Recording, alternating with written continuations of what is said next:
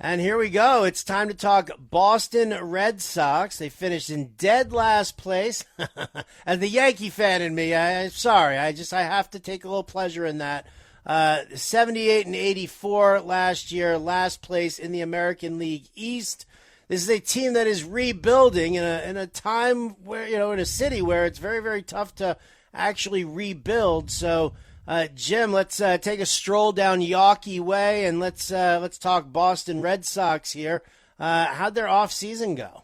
Well, they lost Xander Bogaerts, who had been one of the faces of the franchise when he signed an 11-year, $288 million deal with the San Diego Padres.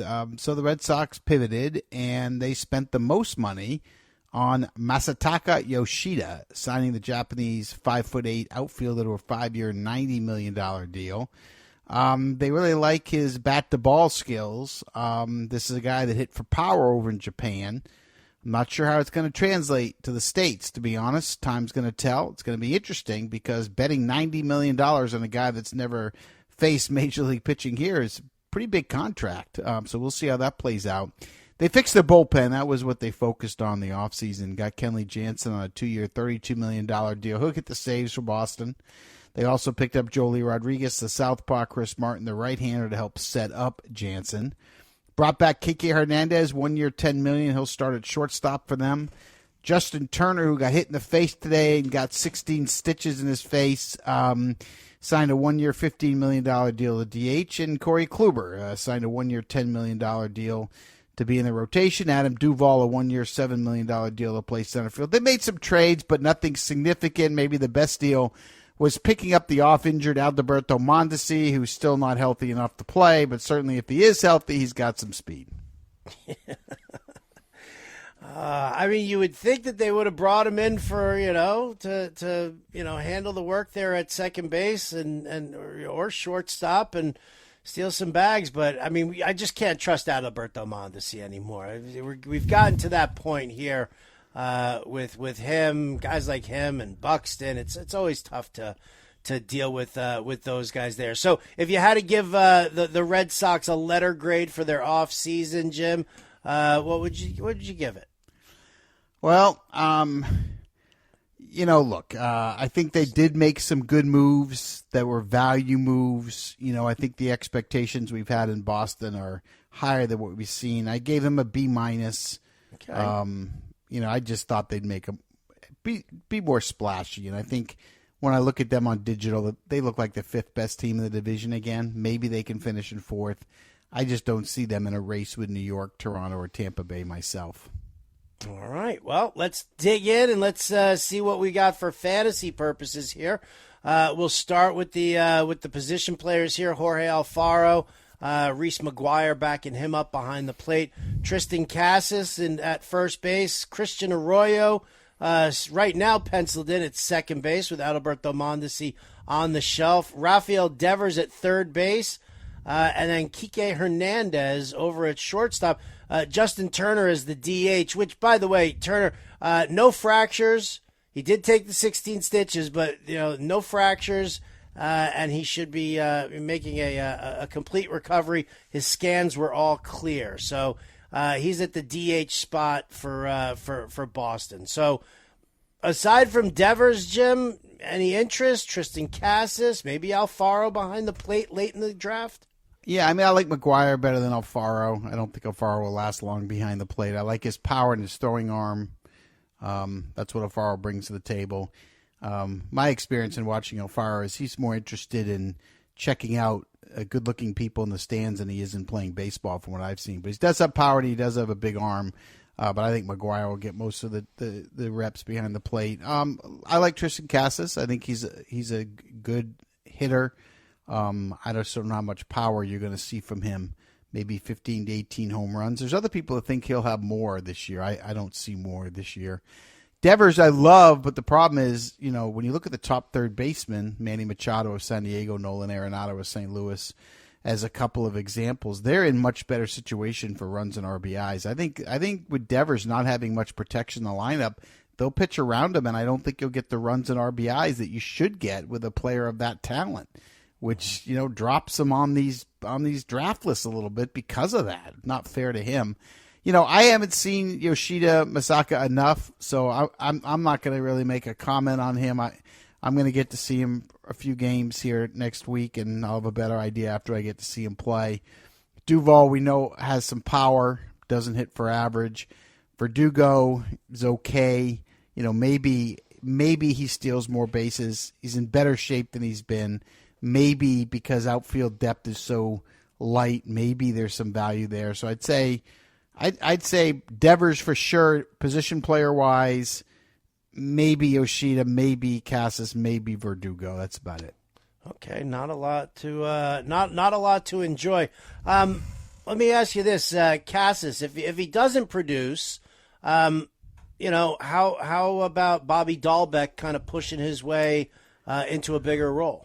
I think Casas is going to be the guy there. Now, that doesn't mean that I was told Justin Turner healthy is going to get some at bats against some tough lefties when they're going to sit Casas, but I was told Turner, not Dahlbeck. So I don't really know how they're going to handle Dahlbeck, but I know Casas is their future first baseman. They're committed to him, and I think they've moved on from the idea of Dahlbeck being in their plans any more than being there for injuries.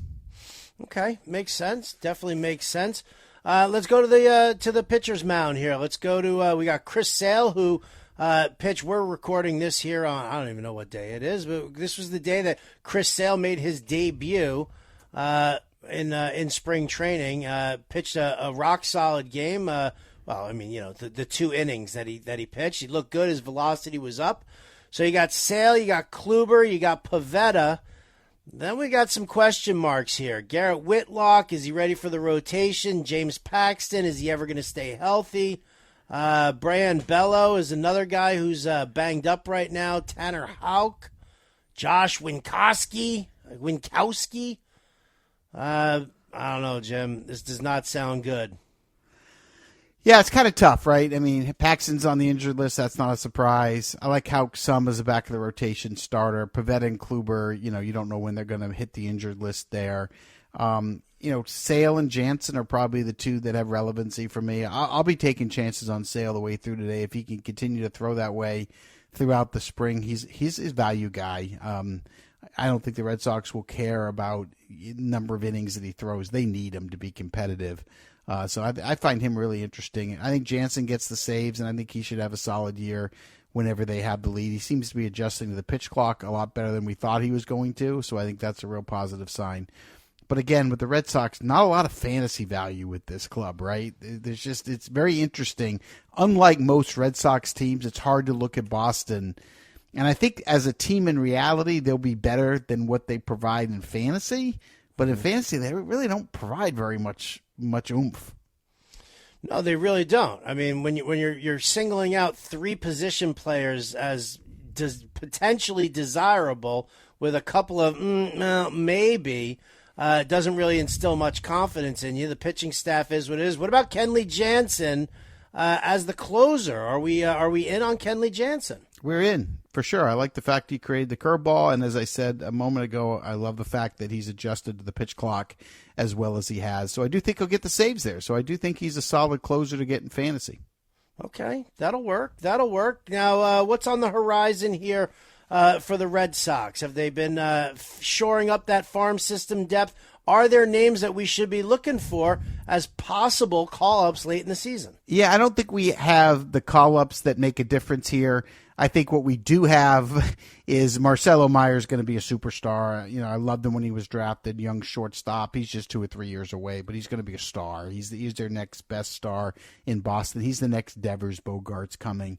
But more of a dynasty play. You won't see him in the big leagues. And this kid Rafaela, who's a shortstop outfielder, everybody raves about him. I haven't seen him, so I can't even give you a scouting report on him, but I can tell you that my conversations with Alex Cora, the Red Sox, and other people in the front office, Chaim Bloom and Brian O'Halloran, and they are really high on him and think he's got a chance to be a real stud down the road. So in Dynasty, those 2 names for sure. I don't think you're going to see any rookies, though, that are going to surprise us at the big league level for this year. Okay, all right. Do you see the Red Sox doing anything to improve this squad as the season goes on? Or, could we actually look at this and see guys like Duvall, Turner, even Kike Hernandez turn into trade bait late in the year. Yeah, I see it going that way, Howard. I really don't see them. And not that the ownership and front office wouldn't make trades if they were in it. I don't think they're going to be in it. So I think they're going to be out of it. And then I think, they may trade Chris Sale at the deadline, right? With another year left on his contract if he gets off to a good first half. But to your point, sure, they could end up moving Jansen. They could move Duvall. They could end up moving all of those veteran guys like Justin Turner as well. So we'll see how it plays out. The one thing I will say, a lot of people in the Red Sox camp keep saying they're better than we all think. And look, I'm open-minded to see it. It's just hard to look at this team on digital or on paper, whatever, however you want to call it, and see that pathway. I just don't see it. But I will say the people that are there keep telling me they're better than we think. They got a chance to win more than they lose. I just can't see it from here. But I'll get to see them more between now and opening day, and hopefully I'll see what they're all talking about. All right, as we wrap up our team preview of the Boston Red Sox, Jim, I always ask you for one fantasy sleeper and one fantasy bust. It sounds like the whole team is a bust, but you're going to have to just leave it to one. Yeah, I mean, look, for the sleeper, I'm going Tristan Casas. I do think he's a sleeper. I think he's a really good player. I think he's going to hit. I think he's going to have power. I just don't know if it's going to be this year. But I think he's a sleeper for sure. And I'm going to go with Justin Turner for a bust. I watched him. He's lost 2 steps. I love his makeup. He's got a great wife. He's done so much for charity, and I root for him. I just don't know if there's much left at 38 years old, to be frank. You should be Jim. Don't be Frank. Okay. Thank you. Play in the room all evening. All right, well, there you go. So a little sleeper in Cassis, a little bust in Turner. That's what we're looking at here. Not a lot of fantasy deliciousness on the Boston Red Sox. Not to mention the fact that if we checked in on the poll on Sirius XM Fantasy Sports Radio, Wally the Green Monster getting his butt whooped by the Oriole Bird in our voting. So all things looking, well, sorry, Boston. Maybe next year. That's going to do it for our front office insights here.